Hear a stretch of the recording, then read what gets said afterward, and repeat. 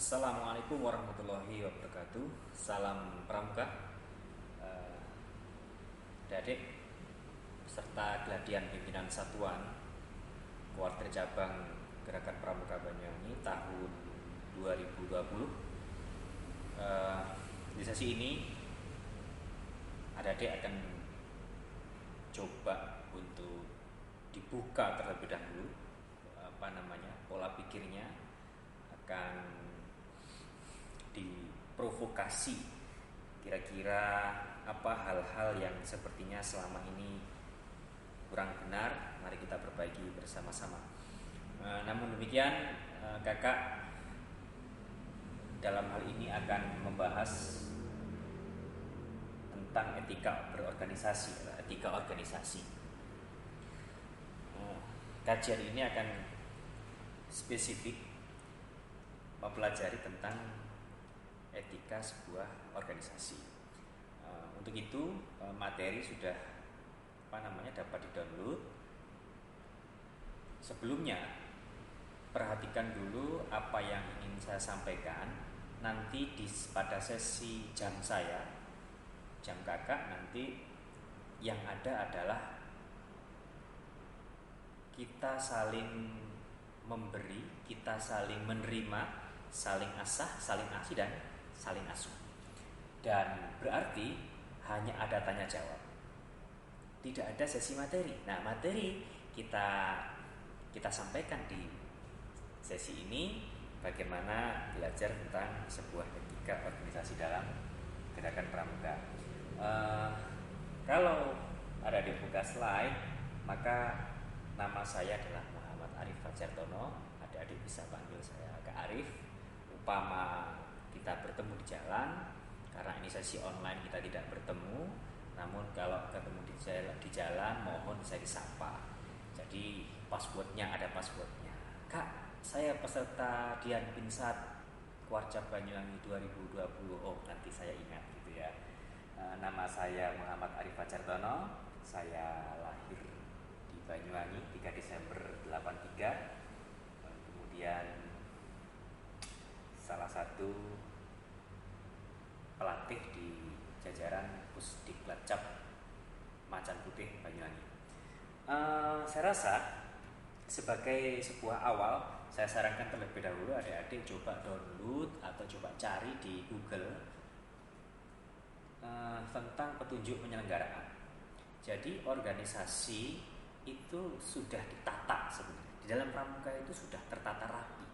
Dan Kuartir Nasional memberikan rambu-rambu yang namanya petunjuk penyelenggaraan gugus depan.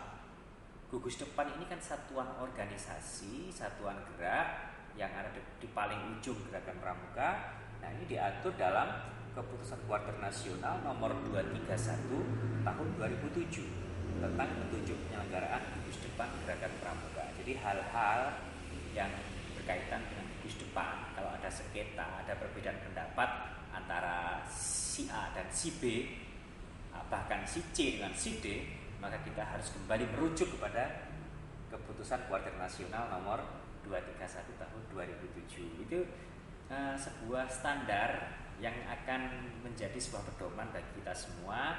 Kita tidak boleh saling klaim bahwa kita yang paling benar. Yang paling benar adalah mari kita kembali kepada ketentuan dari Kuartir Nasional. Untuk itu mari belajar etika organisasi ini, mari kita bedah terlebih dahulu bahwa ternyata etika, kata-kata etika atau istilah etika itu berasal dari bahasa Yunani. Yunani itu berarti di Eropa. Etos ya, etika. Etos ini artinya ternyata kebiasaan. Ada juga watak atau nilai-nilai hidup. Bisa juga disebut hukum yang mengatur tingkah laku manusia. Ini dalam bukunya Tahir 2014 halaman 80.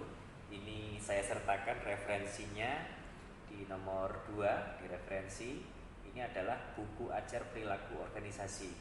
Ya, jadi ini bahan kuliah salah satu kampus yang saya kutip. Kemudian kemudian saya menemukan bahwa ethos itu berasal dari bahasa Yunani awal mulanya. Namun ada satu juga pengertian disampaikan oleh James berpendapat bahwa organization is the form of every human association for attainment of common purpose. Jadi organisasi adalah setiap bentuk kerjasama untuk pencapaian tujuan bersama. Sehingga ketika seseorang ini bergabung, seseorang ini bersekutu dan mempunyai tujuan yang sama, ini bisa disebut sebagai organisasi. Jadi kalau dia mengatakan bahwa setiap bentuk kerjasama, setiap bentuk kerjasama untuk mencapai tujuan bersama itu dinamakan organisasi. Nah, masalahnya adalah bagaimana ketika kerjasama ini kan berarti melibatkan lebih dari satu orang, gitu ya. Satu dengan yang lain itu memiliki pandangan yang berbeda, memiliki pemikiran yang berbeda, maka ini memerlukan sebuah kebiasaan, sebuah tadi yang namanya nilai-nilai, mempunyai sebuah hukum-hukum yang mengatur. Maka dari itu ini disebut etika, ethos ya. Jadi etika organisasi berarti adalah hal-hal atau kebiasaan yang menjadi sebuah aturan main, begitu ya. Kalau kembali ke fungsi dari sebuah etika organisasi, maka etika organisasi dibuat untuk memenuhi kebutuhan organisasi dalam menjalankan cara. Jadi kerjasama tadi butuh cara. Nah, cara ini berarti bagaimana mereka berinteraksi saling mempengaruhi. Berinteraksi itu ada berhubungan, gitu ya. Karena ini sebuah kerjasama, maka harus ada interaksi, harus ada saling mempengaruhi. Nah, saling mempengaruhi ini artinya perlu diatur, gitu ya. Perlu gaya, perlu model, gitu ya. Nah, ini etika organisasi, begitu ya. Sehingga ini menjadi sebuah hal yang penting bagi kelangsungan sebuah organisasi ini mampu berjalan atau tidak. Etika organisasi itu begitu. Nah, coba kita bedah lebih dalam bagaimana organisasi kita. Karena ini konteksnya adalah geladian pimpinan satuan, maka satuan yang dimaksud itu bisa ambalan, bisa rancangan. Tapi sepertinya dalam sesi ini yang mengikuti sesi ini ya, Dian Pinsat ini adalah ambalan menegak ya, kalau tidak salah gitu. Nah, mari kita bedah lebih dalam sebenarnya seperti apa sih organisasi ambalan menegak ini. Maka dari itu saya sarankan tadi rujukannya adalah kembali ke petunjuk penyelenggaraan 231 nomor 231 tahun 2007 tentang petunjuk penyelenggaraan gugus depan gerakan pramuka. Nah, kalau kita membaca itu, adik-adik bisa baca itu. Jadi kalau cari di Google itu cari saja PP 231 tahun 2007 tentang gugus depan .pdf gitu ya. Nanti keluar tinggal download PDF-nya.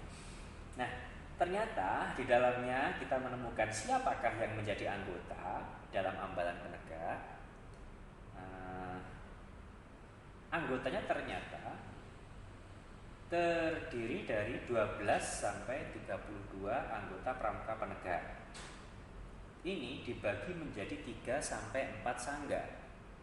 Berarti satu ambalan itu maksimal isinya 32 dan isinya 4 sangga. Lalu ada pertanyaan, bagaimana kalau lebih dari 32? Maka bagi 2 dong. Buat lagi ambalan yang baru. Ya siapa yang suruh satu sekolah itu ambalannya hanya satu, yang suruh juga siapa gitu. Ini ya kadang-kadang anehnya saya membaca di lapangan, ini satu sekolah isinya 300 orang anggota, tapi ambalannya cuma satu, yang nyuruh juga siapa. Di sini bilangnya adalah 12 sampai 32 itu satu ambalan. Oke, bisa diterima? Kemudian identitas. Di sana berhak untuk membuat identitas sebuah ambalan itu. Yang pertama, boleh punya nama dan boleh punya lambang. Lambang ambalan sesuai aspirasi anggota. Ini harus berhati-hati. Maksudnya kakak berhati-hati adalah lambang ambalan ini dibuat dalam sebuah bendera. Jadi ambalan itu boleh punya bendera. Tapi tidak ada ketentuan lambang ini dijadikan di seragam. Siapa yang nyuruh juga. Lah, parahnya juga itu satu sekolah lambang logo ambalannya yang disahkan menjadi sebuah bed itu satu gitu. Loh, kalau nuruti ketentuan ya nggak boleh begitu dong. Ambalan saya gitu ya. Walaupun kita satu gugus depan gitu ya. Berarti setiap ambalan boleh punya logo masing-masing dong. Kacau lagi justru itu. Nah, ini nanti jadi bahan diskusi saja. Ini saya hanya mancing saja ya, biar terjadi kerusuhan gitu ya. Kemudian lalu bagaimana tentang etika? Maka kalau di ambalan itu ada istilah adat ambalan ya. Adat ambalan. Maka adat ambalan ini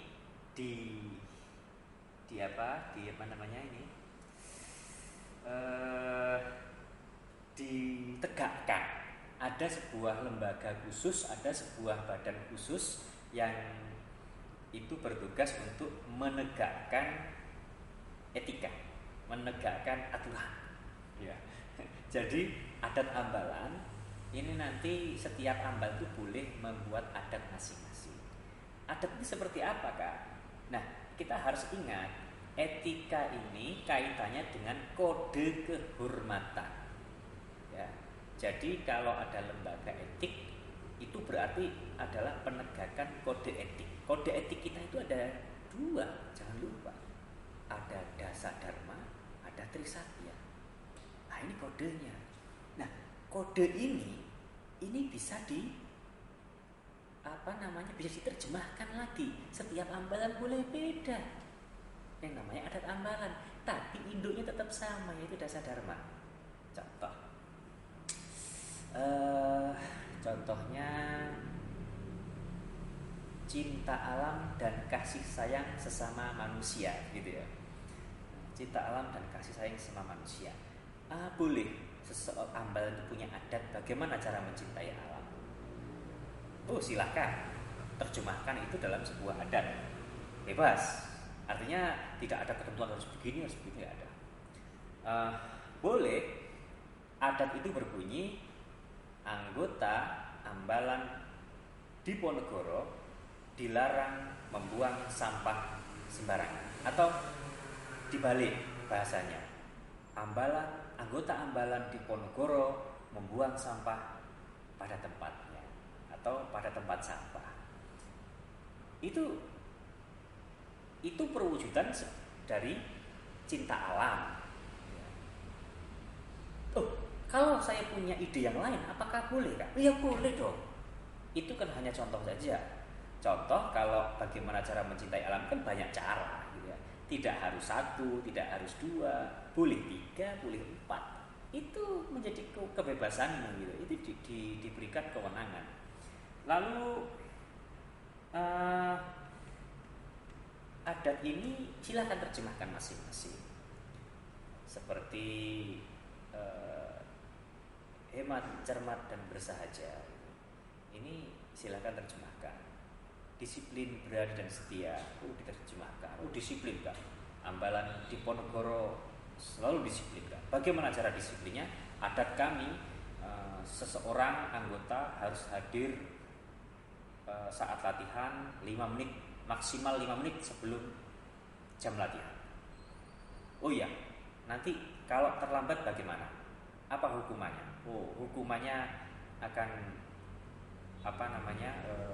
mengajukan permintaan maaf atau di saat upacara pembukaan minta maaf kepada seluruh anggota ambalan. Itu sah-sah saja. Itu begitu ya. Nah, Otomatis adat-adat seperti itu berlaku ya khusus di lingkungan ambalan yang satu ambalan ke ya di internal itu saja. Yang lain boleh buat sendiri dong, boleh berbeda dong. Nah ini tentang adat ambalan. Jadi ambalan berbeda. Loh, apakah satu gugus depan itu harus satu adat ambalannya? Yang nyuruh juga siapa gitu? Ini bilangnya adalah masing-masing ambalan boleh membuat adat masing-masing. Lu kan sendiri-sendiri. Walaupun satu gugus depan isinya 300 ya 300 dibagi 32 ada berapa? Nah, jadi shock kan akhirnya. Waduh kak, kok selama ini satu ambalan ini satu sekolah atau satu gugus depan ini isinya satu ambalan. Terus dewan ambalannya juga satu. Ya ngapain gitu? Kita sudah diatur bahwa 32 itu disebut ambalan. Ya jadi yang ngaturnya ya hanya ngatur 32 ini, ngelola 32. Efektif kan? Ini namanya organisasi gitu. Kalau 300 orang ambalannya satu, itu yang tidak sesuai dengan ini, akhirnya bila mana terjadi penyimpangan terhadap aturan, maka resikonya adalah ya abnormal gitu. Enggak normal. Dewan ambalannya satu tapi ngurusin 300 orang ya pusing juga itu. Salah sendiri, itu menyalahi atau keluar dari petunjuk begitu ya. Nah, kode etik tadi, jadi penerjemahannya dari dasar dharma diterjemahkan menjadi adat ambalan. Jadi dasar dharmanya sama kan, dari Sabang sampai Merauke itu sama dasar dharma, tapi ambalan boleh punya adat, dan adat ini adalah penerjemahan, penafsiran dari masing-masing ambalan. Nah, cara menegakkannya itu ada perangkat di sana. Maka dari itu, kalau di struktur dewan ambalan itu kan ada pradana, ada kerani, ada juru uang, ada juru adat atau pemangku adat. Ada yang menyebut juru adat, ada yang menyebut pemangku adat. Itu silahkan pakai nama masing-masing ya.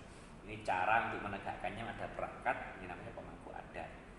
Ini berkaitan dengan menegakkan adat ambalan sehari-hari. Jadi kalau seperti ada yang terlambat itu biar ditangani oleh pemangku adat. Oke. Ada pemisahan kekuasaan ya. Pradana itu adalah eksekutifnya ya. Tapi untuk menegakkan aturan ada pemangku adat, ada juru adat. Sehingga pramuka itu asik gitu ya. Ada pembagian kekuasaan, ada eksekutif, ada yudikatif gitu. Nah, begitu juga dengan ketika ada pelanggaran yang sifatnya itu butuh satu sidang. Ya pelanggaran itu kan ada pelanggaran ringan, ada pelanggaran sedang, ada pelanggaran berat. Kalau hanya pelanggaran itu sifatnya ringan, seperti terlambat itu kan ringan. Nah, ini ringan ini cukup ditangani oleh pemangku adat selesai, ditangani oleh juru adat selesai gitu ya, langsung ditindaklanjuti. Paling-paling kan hukumannya kan hanya teguran lisan atau hukuman seperti tadi minta maaf. Ada adat kami juga terlambat membersihkan toilet, itu juga boleh gitu ya. Nah, tapi bila mana pelanggarannya itu bersifat sedang atau berat, tingkatnya sedang atau berat, maka perlu sidang dewan kehormatan. Oke, sidang dewan kehormatan. Artinya sidang dewan kehormatan ini adalah berfungsi untuk memeriksa dan memutuskan apakah seseorang itu melakukan pelanggaran, atau apakah seseorang itu selain itu juga berfungsi untuk memberikan penghargaan, atau ini juga artinya butuh keputusan bersama untuk memutus suatu perkara. Artinya perlu ada klarifikasi dari dari seseorang yang diduga atau dituntut melakukan pelanggaran kode etik. Dalam hal ini adat ambalan. Dan itu pelanggarannya termasuk kategori sedang. Seperti apa Kak contohnya? Mungkin contohnya seperti ini. Seseorang itu, atau adat ambalan bilang, seseorang yang tidak hadir dalam latihan 3 kali tanpa keterangan atau absen atau dia tanpa keterangan, maka diskors selama 1 bulan atau selama 2 bulan, itu terserah, itu menjadi adat masing-masing gitu ya. Itu tergantung kreativitasmu gitu ya, tidak ada yang membatasi. Oh itu perlu disidang, sidangnya sidang dewan kehormatan, hakimnya yang mimpin adalah pemangku adat, dihadiri oleh anggota ambalan itu. Nah anggota ambalannya kan hanya 32. Nah kalau 32 kan bisa, bersidang itu bisa maksimal 32. Tapi kalau 300 gimana sidangnya coba? Nggak pusing gitu ya. Itu ini ya. Ini kalau terjadi satu ambalan isinya 300 tadi ya. Makanya itu nanti perlu dipikirkan ulang. Coba kamu pikirkan ulang. Lalu kemudian apa sih Kak fungsi dari etika organisasi ini? Ternyata etika organisasi ini pada ujung-ujungnya adalah bertujuan membersihkan benalu organisasi. Benalu itu tidak bisa hidup sendiri, tapi dia hidup melalui orang lain dan dia menggerogoti gitu. Kehidupannya itu menggerogoti kehidupan orang lain, benalu. Dan apakah ini ada di organisasi? Banyak. Setiap organisasi biasanya ada benalu. Benalu ini akan mencegah atau mengganggu pencapaian tujuan organisasi, sehingga perlu ada mekanisme untuk membersihkan benalu tadi. Ada metode, ada cara. Ini tentang bagaimana mengamankan tujuan. Tadi kan sudah kita bahas bersama bahwa bentuk kerjasama yang mempunyai tujuan bersama itu namanya organisasi. Nah, sekarang bagaimana agar tujuan itu dapat aman, dapat tercapai, perlu etika, gitu ya. Etika perlu adat, gitu ya. Adat perlu tertulis, jangan lupa tertulis loh ya, tertulis adatnya, biar semua bisa baca. Tujuannya hanya itu ya. Kenapa adat itu kok tidak tertulis? Karena kelemahan budaya. Ya kalau dulu sih mungkin masuk akal, Kak. Mau fotokopi nggak punya uang. Lu sekarang kan apa sih? Nggak perlu fotokopi kan? Bisa bentuknya PDF. Semua anggota bisa pegang masing-masing adat ambalan itu, gitu ya. Oke, ini bagaimana tentang etika tadi. Lalu saya rasa pengantarnya hanya itu saja. Nanti lebih dalam saya minta adik-adik sebelum materi saya silahkan berpikir apakah ada kasus-kasus, ada hal-hal yang sekiranya aneh-aneh, hal-hal yang sekiranya perlu kita diskusikan di hari keberapa, pokoknya di jam di jam etika organisasi. Saya rasa saya besok ekstrim. Kalau adik-adik ada pertanyaan, saya akan berdiskusi. Tapi jika pertanyaan itu habis, artinya tidak ada yang ditanyakan, ya sudah, itu berarti materi berakhir.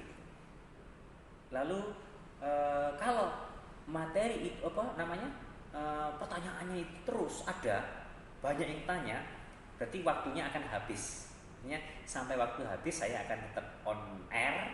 Tapi kalau ternyata pesertanya tidak ada pertanyaan, pesertanya tidak ada hal yang membuat resah, tidak ada hal yang ingin didiskusikan, ya sudah, kita akhiri saja.